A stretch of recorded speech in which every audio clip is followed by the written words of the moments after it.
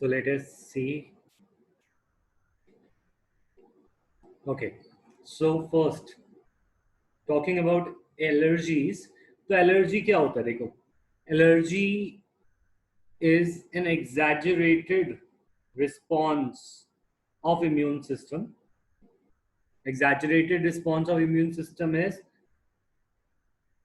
exaggerated का मतलब होता है like a show off.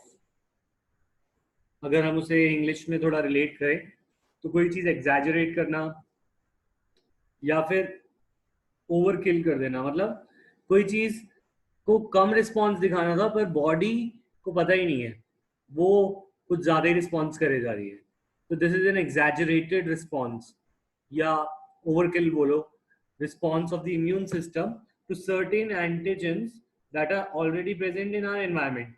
ऐसे एंटीजेंस हैं जो हमें एनवायरमेंट में प्रेजेंट है, ठीक है। तो इन एनवायरमेंट के एजेंट्स के खिलाफ बॉडी कुछ ऐसी रिएक्शन प्रोड्यूस कर रही है that is not up to the mark, कुछ ज्यादा ही कर रहे हैं। मतलब ऐसा हो कि तुम क्लास टेस्ट के लिए बोर्ड जितनी मेहनत करो, क्लास टेस्ट है तुम्हारे स्कूल में, पर तुम बोर्ड की तरह सैम्पल पेपर्स भी कर लिए, न्यूमेरिकल्स भी सारे कवर कर लिए, रीजनिंग भी कर ली, तो that will be an exaggerated response to an exam, ठीक है ना।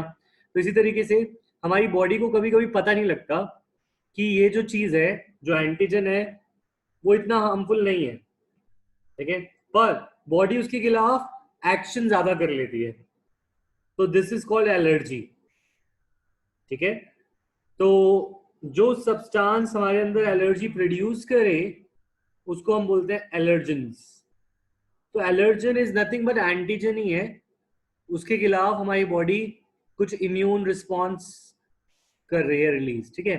तो एंटीबॉडीज जो एलर्जी में प्रोड्यूस होती हैं वो कौन से टाइप की होती हैं? आईजीई।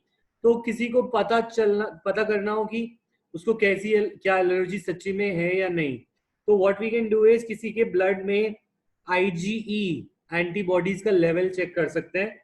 अगर आईजी का लेवल एलिवेटेड होगा तो दैट मीन्स कि वो उस इंसान को एलर्जी हो रही है, ठीक है। अब कौन कौन सी ऐसी चीजें हैं जो एलर्जी प्रोड्यूस कर सकती हैं? They are dust, pollen, animal dander, यानी एनिमल के जो, जैसे कैट की एलर्जी होती है कुछ लोगों को, कैट एलर्जी, ठीक है। नहीं, allergy does not occur due to low immunity, this is wrong. Allergy occur करती है ड्यू टू एग्जैजरेटेड रिस्पॉन्स, हमारी बॉडी ज्यादा रिस्पॉन्स दिखा देती है किसी चीज के लिए, ठीक है। अगर इम्यूनिटी कम होती है तो इन्फेक्शन ज्यादा होता है, एलर्जी ज्यादा नहीं होती, ठीक है। अब वीट एलर्जी भी हो सकती है, किसी को वीट से एलर्जी हो रही है, तो एक्चुअली एलर्जी होता है कुछ कॉमन डे टू डे चीजों के खिलाफ जो नॉर्मली किसी इंसान में कोई हार्म नहीं करती, ऐसी चीज को वो हार्मफुल समझ लेती है बॉडी और उसको फाइट करना शुरू कर देती है, ठीक है।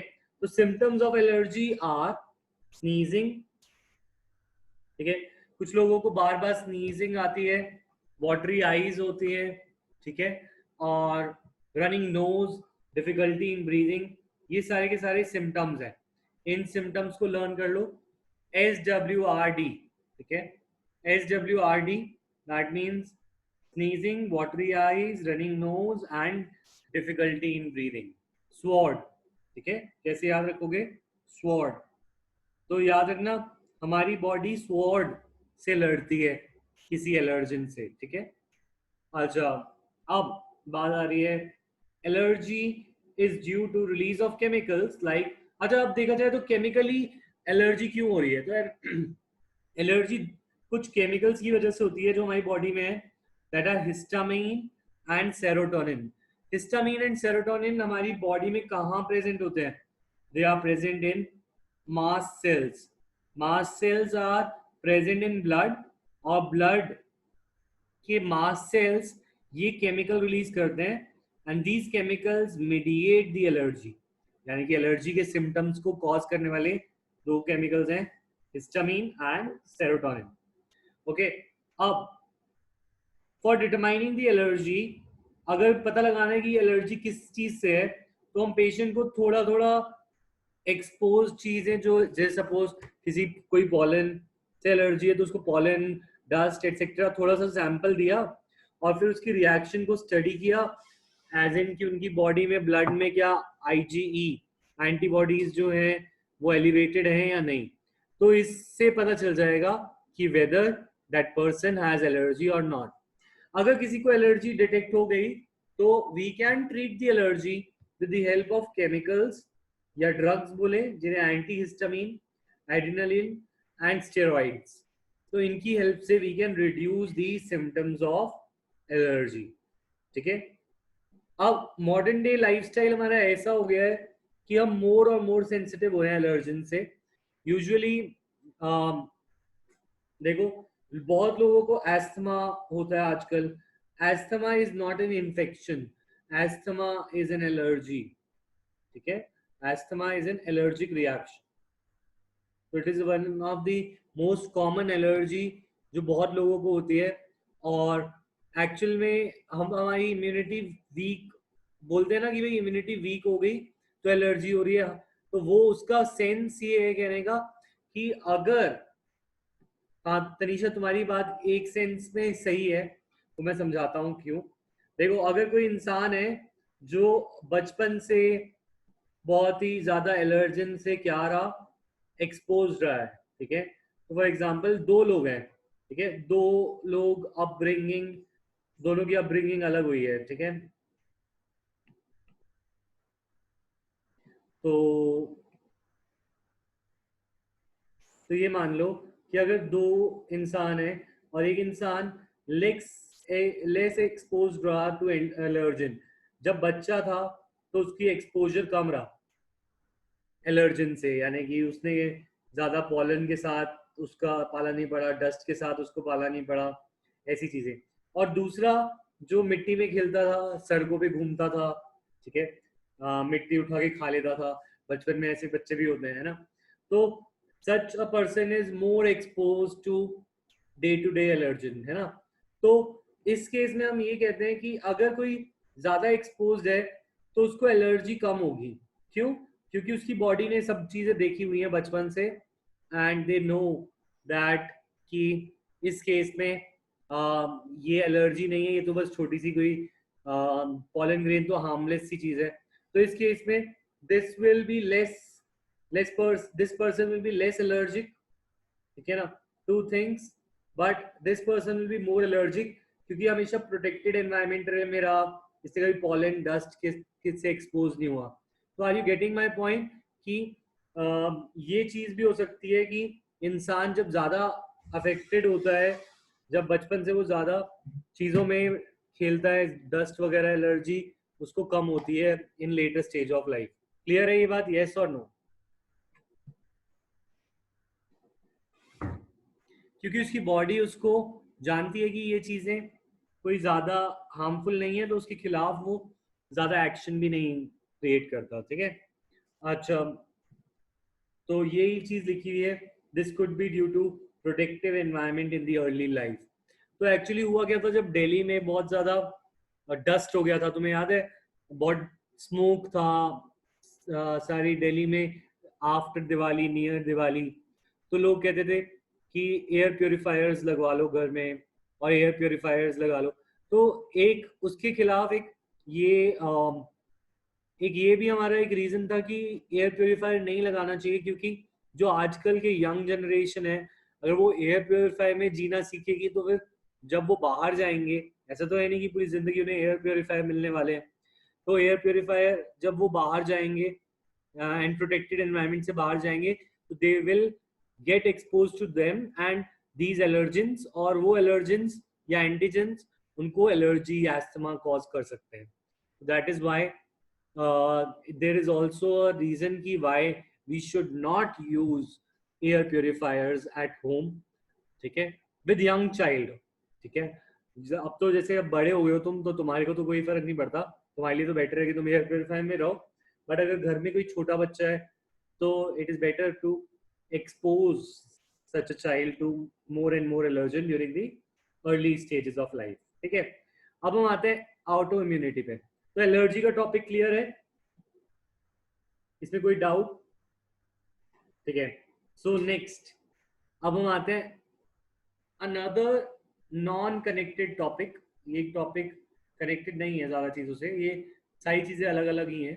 ठीक है, अब ये एक और इंटरेस्टिंग फिनोमेना है, this is auto immunity. What do you mean by auto immunity? कभी कभी हमारी बॉडी अपने ही सेल्फ एजेंट्स को फॉरेन समझकर उनके अगेंस्ट एंटीबॉडीज बना देती है। तो ऐसे डिजीजेस कहलाते हैं ऑटो इम्यून डिसऑर्डर्स। मैं एक बार रिपीट करता हूं। ठीक है, देखो हमारी बॉडी वैसे डिफ्रेंशिएट कर सकती है बिटवीन फॉरेन एजेंट्स की क्या बाहर का है और क्या सेल्फ है। ठीक है, but sometimes our body is not able to distinguish due to genetic और अननोन रीजन। हमें नहीं पता ऐसा क्यों होता है, पर कभी कभी बॉडी अपने ही सेल पे अटैक करना शुरू कर देती है। तो ये इम्यूनिटी इम्यूनिटी अपने बॉडी के अगेंस्ट फाइट करना शुरू कर देती है। इस वजह से हमारी बॉडी खुद ही सेल्फ को डैमेज करना शुरू कर देती है, and such diseases are called autoimmune diseases. And such autoimmune diseases are very hard to hard to diagnose तो नहीं बोलूंगा, hard to control. These autoimmune diseases control करना बहुत मुश्किल हो जाता है, but some of them are relatively less harmful than and some are very harmful. तो एक लेस हार्मफुल वाला है रूमेटॉइड आर्थराइटिस। तो रूमेटॉइड आर्थराइटिस बोलते हैं ना जोड़ों का दर्द, जब बड़े हो जाते हैं बूढ़े लोगों को जोड़ों का दर्द होने लग जाता है। तो एक्चुअली कभी कभी रूमेटॉइड आर्थराइटिस में होता क्या है, उनके नीज में इन्फ्लेमेशन हो जाती है। इन्फ्लेमेशन माने इन्फ्लेमेशन तब होता है when body fights a foreign agent, but in this case body start is fighting against its own body. तो नीज के जो साइनोवियल फ्लूइड होता है नीज में, वहां पर इन्फ्लेमेशन हो जाता है क्योंकि बॉडी को लगने लगता है कि ये जो सब्सटेंस है यहाँ पर ये अपना नहीं है, तो इसके अगेंस्ट फाइट करो। But actually that is our living body का ही एक पार्ट है। तो इसीलिए द नीज गेट इन्फ्लेम, बहुत ज्यादा इन्फ्लेम हो जाते हैं, and there is severe pain in the knees. तो इसका रीजन क्या है? वी कैन नॉट से, कोई नहीं बता सकता कि अभी इसका क्या रीजन है और ये क्यों शुरू हो जाता है। इट इज अननोन और जेनेटिक रीजन। ठीक है, कि जैसे अगर तुम्हारे पेरेंट्स में है, ग्रैंड पेरेंट्स में है, देर आर चांसेस कि आगे वाली जनरेशन में भी ये रूमेटॉइड आर्थराइटिस की डिजीज आ जाएगा। बट यस, डाइट अगर अच्छी रखें, एक्सरसाइज रखें, देर आर चांसेस कि जेनेटिक रीजन भी आगे नहीं आते। ठीक है, सो ये ऑटो इम्यून डिजीज क्लियर है। ऐसी एक बहुत हार्मफुल ऑटो इम्यून डिजीज है जिसके बारे में जानना जरूरी, वैसे जरूरी तो नहीं है कोर्स के हिसाब से, बट दिस इज एल्जाइमर्स। ठीक है, Alzheimer's disease is a brain में हमारी बॉडी के सेल्स ब्रेन के अंदर ही अटैक करना शुरू कर देते हैं, और ब्रेन के अंदर जो सेल्स होते हैं दैट हैव मेमोरी, तो उस मेमोरी सेल्स को भी डिस्ट्रॉय करने लग जाते हैं। तो इस तरीके से धीरे धीरे इंसान भूलने लग जाता है हर चीज। कभी कभी पहले लोगों को भूल जाता है, अपने जानने वालों को भूल जाता है, मदर फादर, पहले पुराने दूर के लोगों को भूलता है, फिर आस पास के लोगों को भूलता है, and then slowly and slowly वो सब कुछ भूल जाता है, he can not even speak. तो ये डीजनरेटिंग डिसऑर्डर हो जाते हैं, and unfortunately we do not have any cure for this disease. Later on it can also lead to death when severe functions are disabled by our brain. Okay, so this is autoimmunity. ये clear है? Yes or no?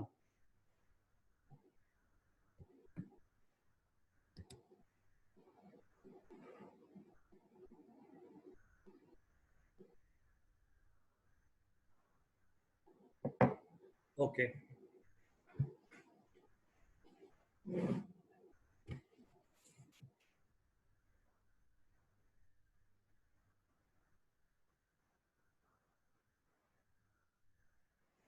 अच्छा, अब शायद यहाँ पे notes proper बने नहीं हुए, एक बार रुको, मैं इस पे नोट्स प्रॉपर लाता हूँ।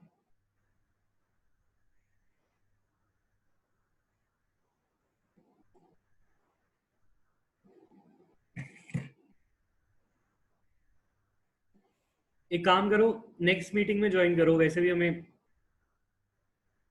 20 मिनट्स बाद तो मीटिंग चेंज करनी होती है। जब तक मैं नोट्स डालता हूँ, हम नेक्स्ट मीटिंग शुरू करते हैं, ठीक है?